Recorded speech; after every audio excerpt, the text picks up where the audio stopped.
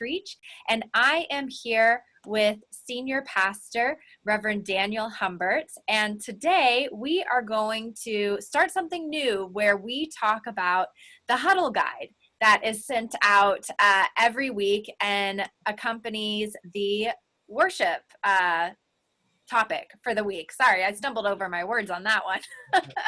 But the Huddle Guide is available to you every week, either through a blog post or in your sermon notes in the TMUMC app. So I just want to show you real quick, if you've pulled up your Treach app, I just want you to click on sermon notes. And today we're going to go over the Huddle Guide from Pastor Doug's message on Sunday. So that was the September 6th message, Benefits of Waiting. I'm going to click into that.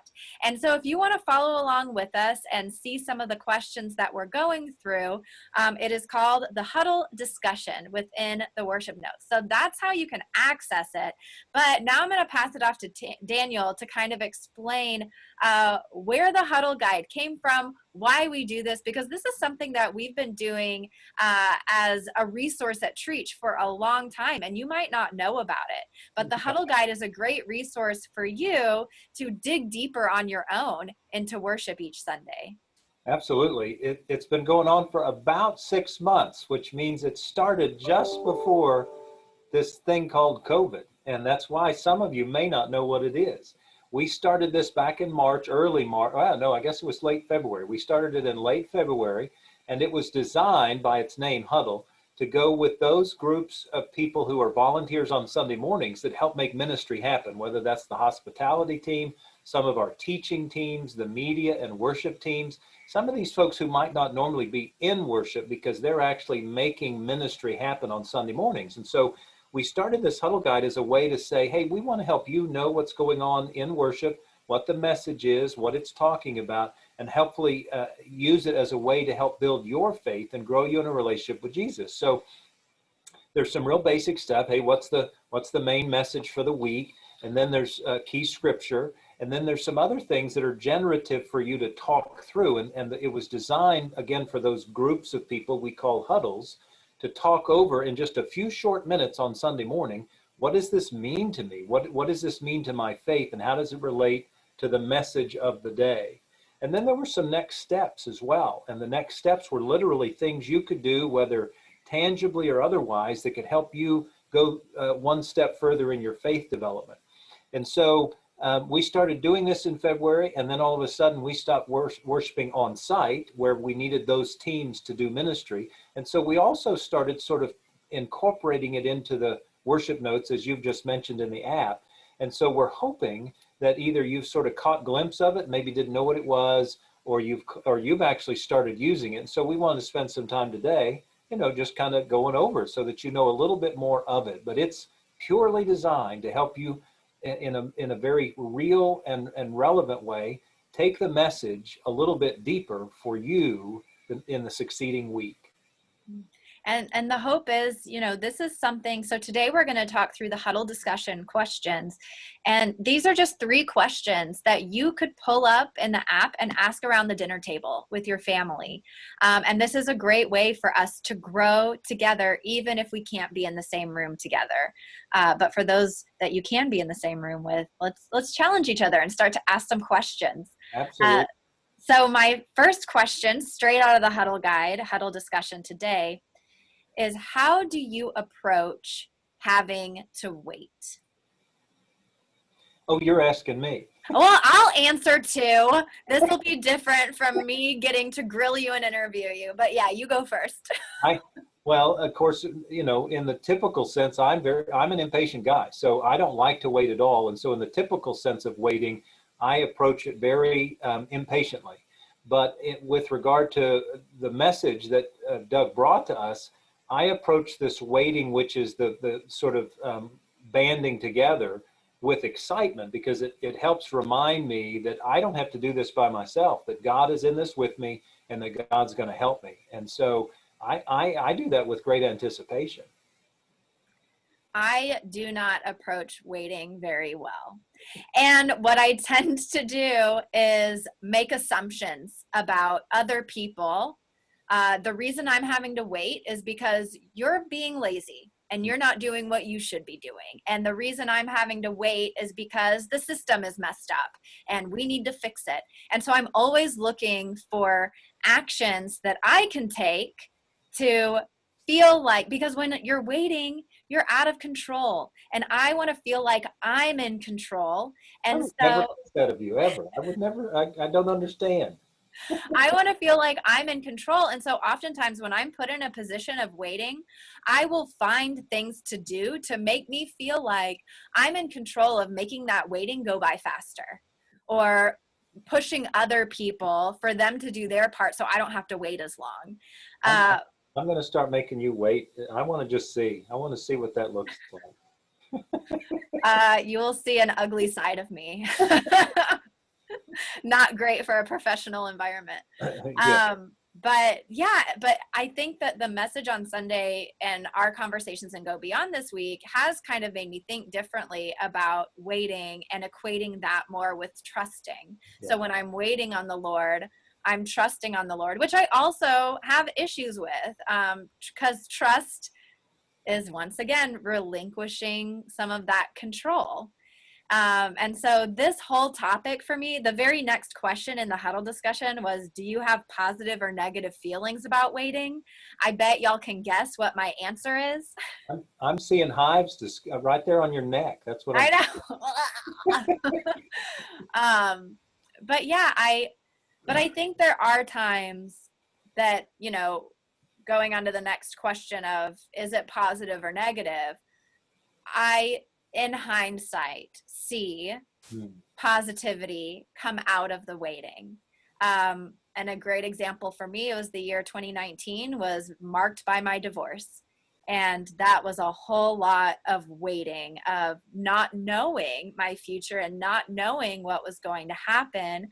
But I had a conversation with friends just last night saying, this might sound crazy, but there are some times that I miss 2019 because never in my life have I experienced so much spiritual and personal growth so quickly as when I was forced into waiting. Yeah.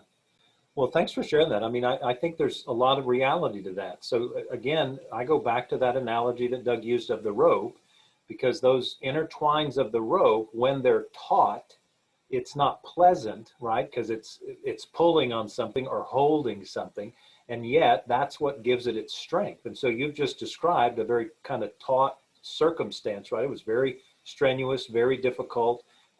Certainly you would never want to go through that again, right? And yet it has strengthened who you are as a person. It sounds like it has strengthened your faith, and it's caused you to sort of look at things and or even interface with things in a different way that you probably weren't going to do before. And so all of those things that clearly had some negative outcomes also in the waiting caused the opportunity for growth and stretching, again, with the analogy. And how cool is that? And that's the gift of the waiting that Doug was talking about, and the gift that God is offering. If only we will sort of view it as such. Otherwise, I view it as impatience and get uptight. You view it as there's a certain loss of control. Man, what a gift it can be. Yeah. Well, and that kind of leads into our last question in the huddle discussion, which, I just want to emphasize how quick and easy and straightforward these questions are. But it asks, are you willing to flip waiting into something positive in your life? And it sounds like both of us are willing to do that and have done that before. But I want to revise the question a little bit to say, how can we better flip waiting into something positive in our lives? Yeah. Well, I love Doug's analogy, right? He talked about the doctor's office, and he literally ripped off the paper and started writing things that was going to help him. And I have done similar kinds of things where in the waiting of literal holding place, of finding ways to either talk to God through even what's known as breath prayers, simple, statements of faith, or to have what I call faced conversations with somebody else that just says, hey, help me out here and help me walk through what this means, or let me tell you where I am, and please just sort of bounce off of me what you're hearing from what I'm talking about. I find those very helpful in the waiting points. Yeah.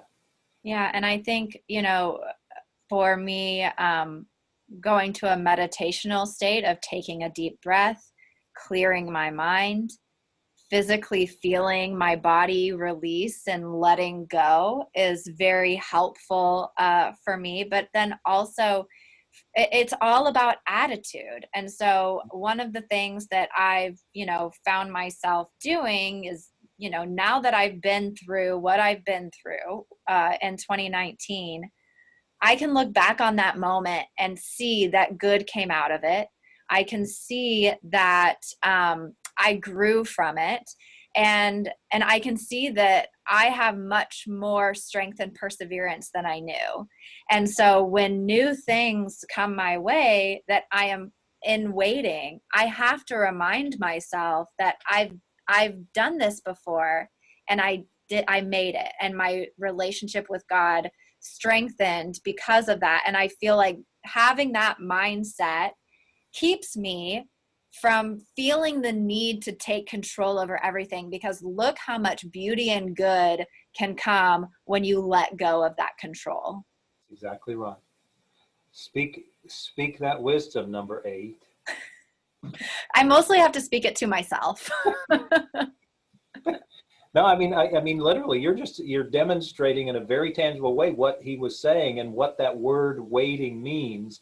And it is unfortunate in our English language that we just have such a negative connotation of this concept. But that's why I love why he brought the Hebrew word kava, up to point out that it's this binding together, and that it creates a positive kind of tension that can be very impactful and long-standing, like you're describing. So that's really cool.